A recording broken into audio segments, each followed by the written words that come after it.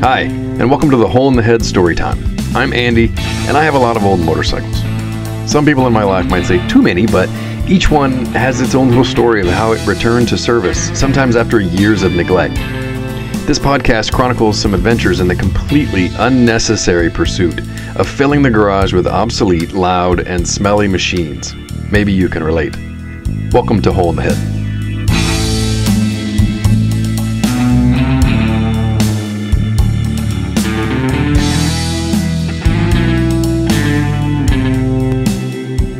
The first ride on a rebuilt bike is typically known as a shakedown ride, as in, if nothing falls off or leaks while vibrating on the road, that's a good sign. Today's story is a shakedown of sorts too. It's full of first times. Not only is it the inaugural episode of the Hole in the Head podcast, it's also the first story I ever wrote down. It's the first multi-state trip I took on a motorcycle, and it was the first time this bike had been on the road in more than 30 years. So let's gear up and hope for the best.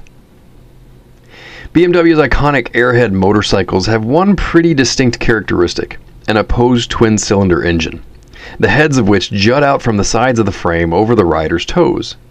From 1969, the Bayerische Motor and Werke company relocated their assembly plant to Spandau in West Berlin and launched its new line of Boxer motorcycles, ultimately churning out the /5, 6, and 7 series of two-valve twins. As a motorcycle noob, I had heard about the phenomenon of riding an airhead, wherein, because of the piston's opposing momentums, the large flywheel's perpendicular rotation to the spoked wheels, which are driven by a spinning longitudinal drive shaft, there's a certain buoyancy or floating effect that happens at a particular RPM where everything sort of balances out. It may be that civilized sensation at speed that has earned the Boxer line its reputation as a gentleman's bike. Just have a look at Instagram to see how that's been adopted. So naturally, I added an alert to my Craigslist search, and the story of how I came to own my 1973 R75/5 came to be. I hope you enjoy it.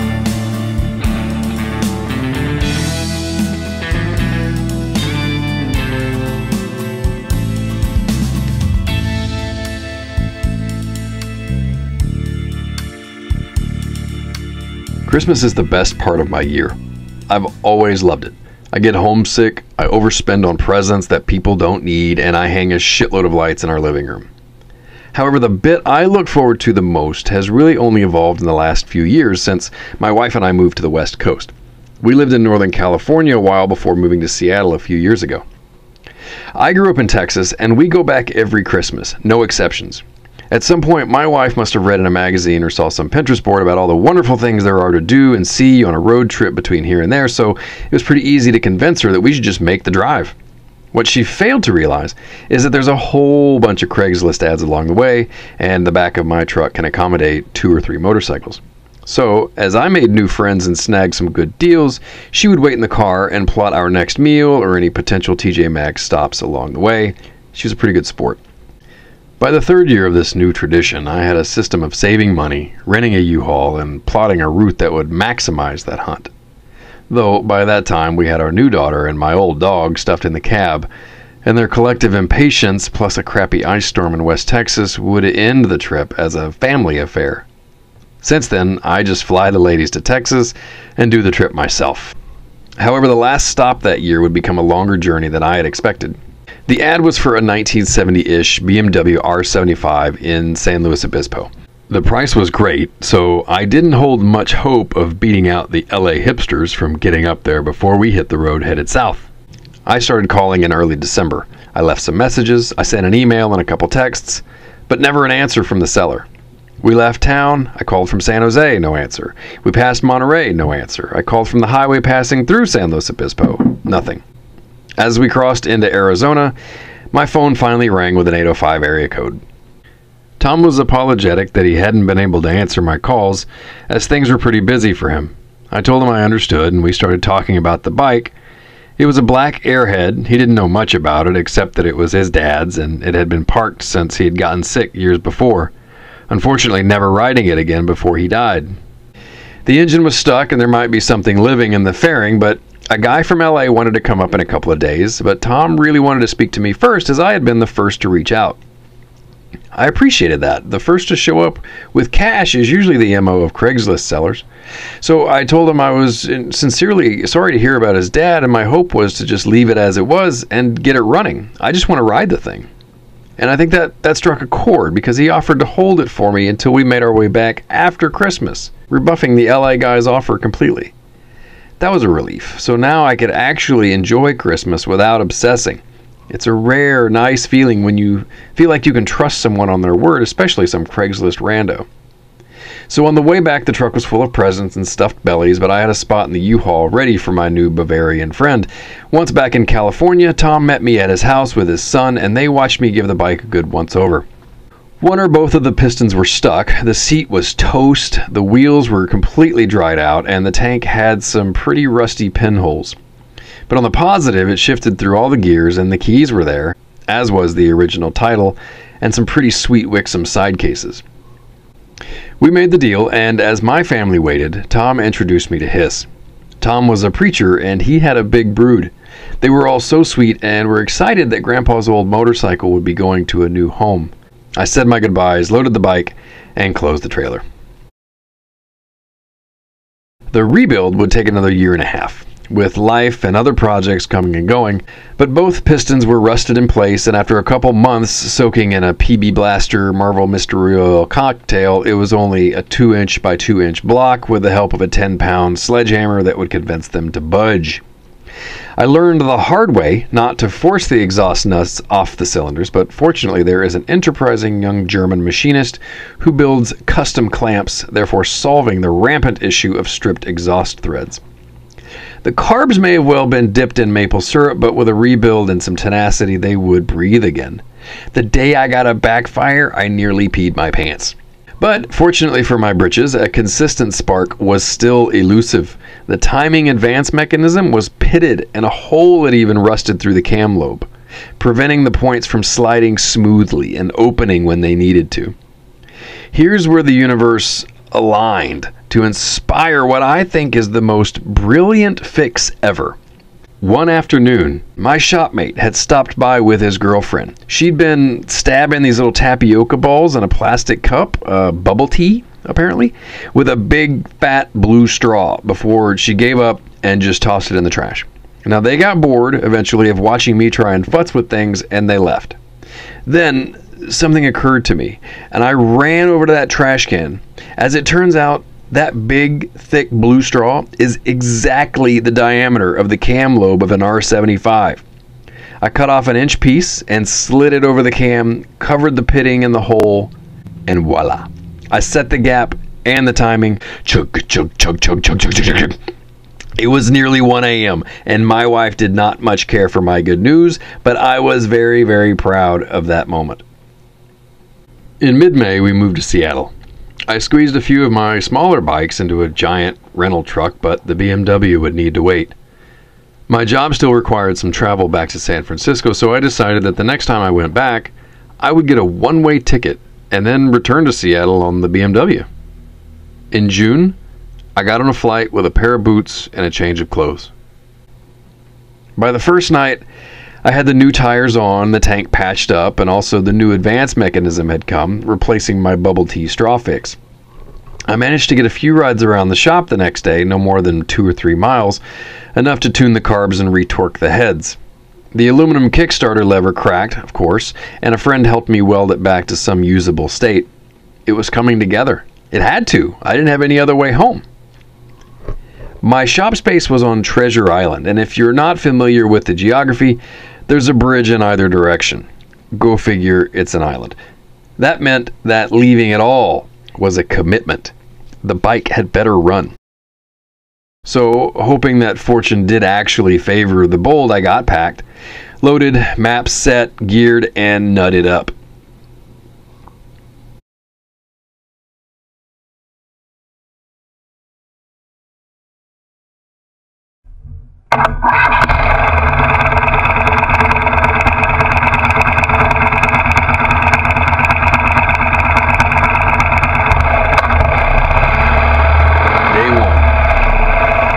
I eventually pulled away after telling myself the bike needed to warm up. In truth, I was a little nervous and just stalling for time. I packed tools. The original BMW tool roll was intact, but I brought a socket set, some zip ties and tape, etc.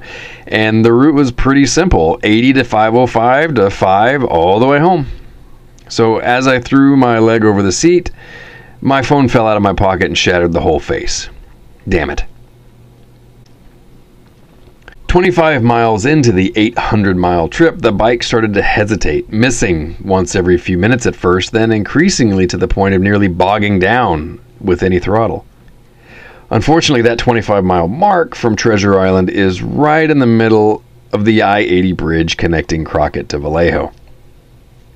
Thankfully, I made it across the bridge to the little toll booth on the other side and cut across a lane or two to pull into the toll workers' little parking lot. This was actually pretty exciting. As my first pit stop, I figured it was just fuel or timing. I could probably fix it. I removed the cover. Yes, BMW guys, I disconnected the battery first and adjusted the point gap. The points had somehow not been tightened all the way down and had apparently shifted. As I lay prying, a toll truck rolled over and I expected to be shooed away, but a big guy leaned out and chuckled. "That didn't sound too good coming over the bridge. You gonna get a Harley now?"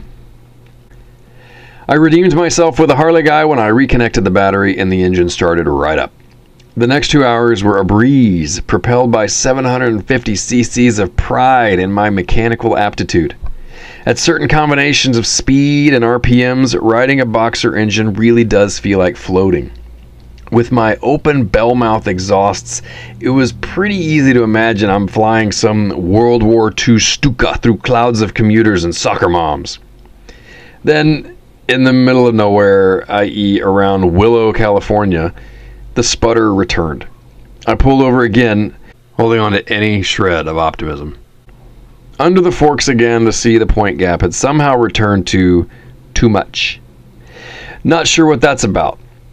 So, final adjustment. Quick selfie, off again. Not only had I resolved this issue, I did it twice.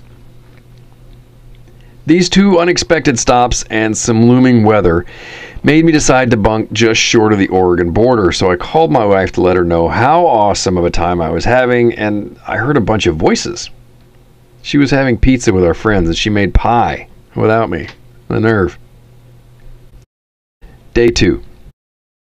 Early rise. Beautiful morning. Easy start, and frankly, I looked really cool riding off on this fabulous example of a vintage BMW Airhead.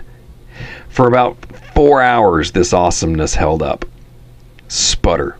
Damn it. You stupid kraut bastard piece of I pulled into the little town of Cottage Grove, Oregon to see if there was a BMW shop or some sort of dealership, or someplace from which I could poach some new points, and I found a strategically located shade tree in a Taco Bell parking lot with an AutoZone across the street.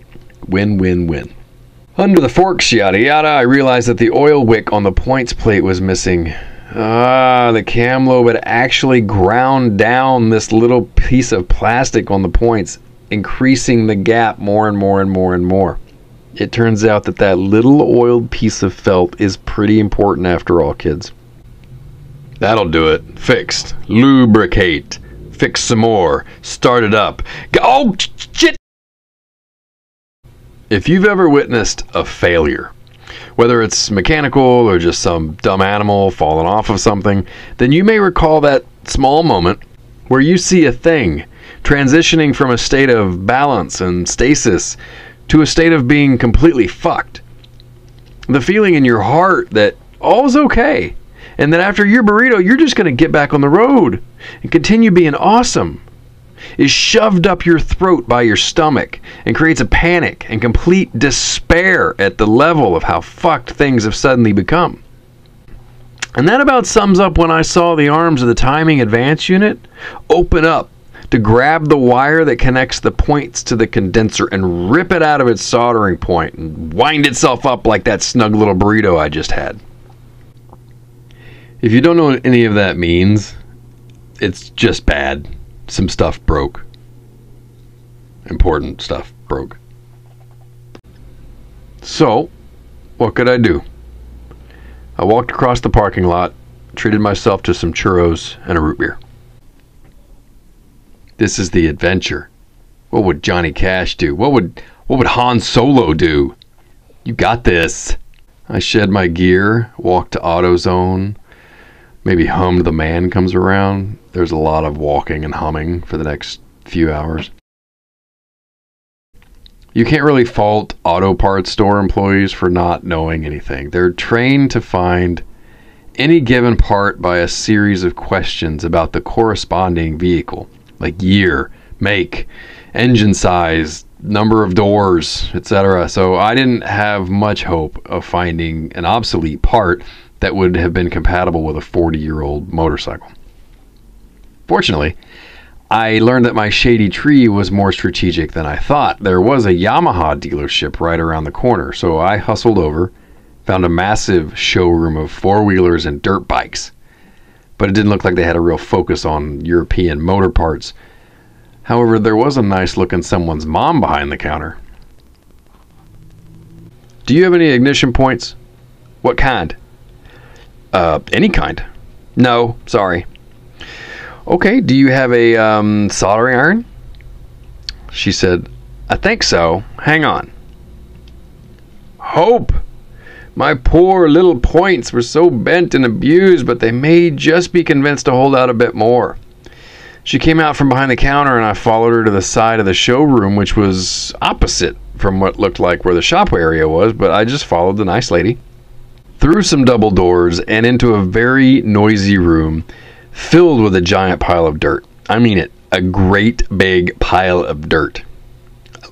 Literally a 10-foot mound of brown earth with some little flags on top. And then suddenly the source of all the noise revealed itself as this tiny little RC car jumped over the top of the pile between the little flags and rallied around the corner. It was a room as big as the Yamaha showroom dedicated to RC rally cars.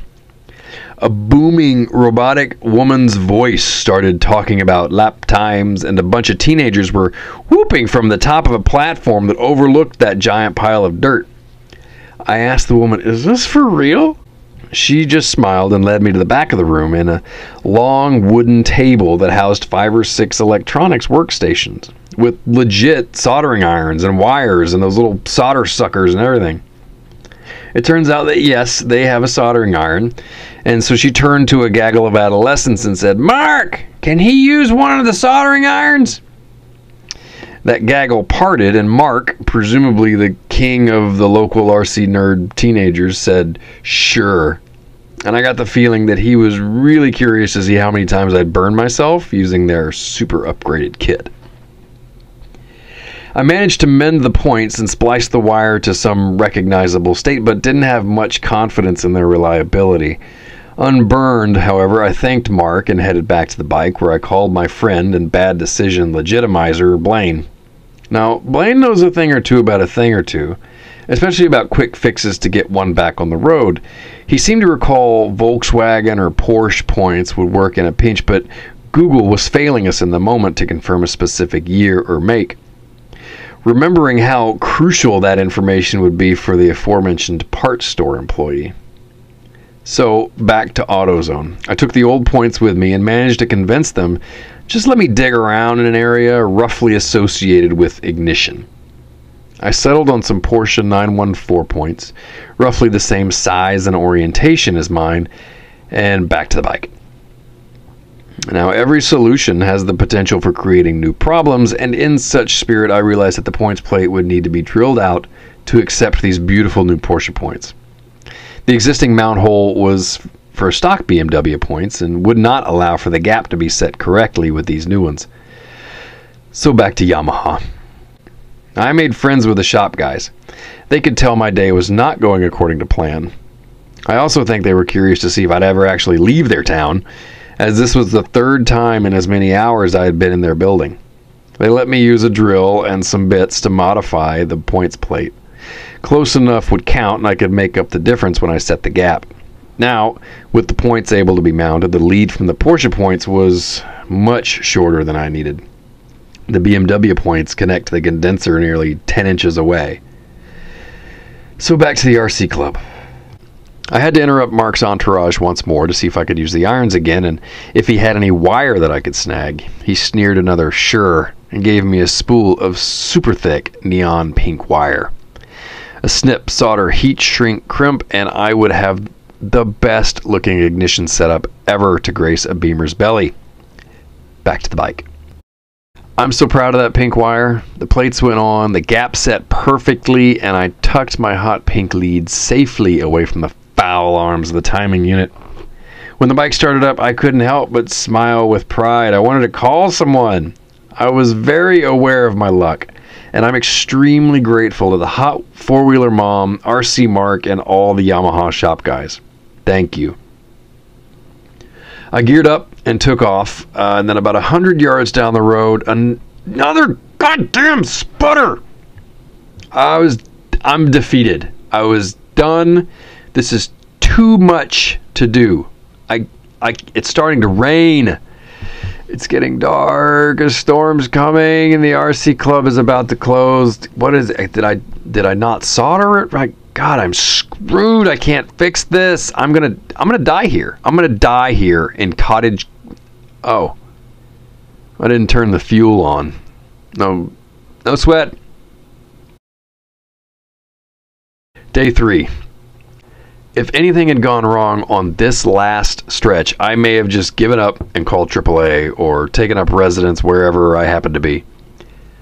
Fortunately, a few hours of crappy weather and traffic were just a nuisance compared to the trials of the previous day. Tacoma, Boeing, stadiums, the lake. I pulled into my driveway, shut off the engine. My hands were numb from cold and vibration, and I wonder now if my new neighbors were watching me as I stared at this old black motorcycle in the driveway, still in my helmet and gear. I made it home. This was the longest trip I had ever taken on two wheels, and certainly on the oldest vehicle I had ever owned. It dawned on me that this trip was actually the trial run for a bike that I had managed to resurrect. It was on a lift in pieces a month before, and then it was rotting in Tom's garage not too long before that. As I stared, I began to mentally pat myself on the back. That bike was dead, and I brought it back. It was broke, and I fixed it. Things went wrong, and I improvised a solution. I figured it out. I am totally getting laid tonight. The sound of the garage door opening must have let my wife know I was back, and as I pushed this magnificent machine into its new home, the inner door cracked open and my longing wife stuck her head out, smiled, and said, "Hey, before you shut the door, can you bring in the recycling?"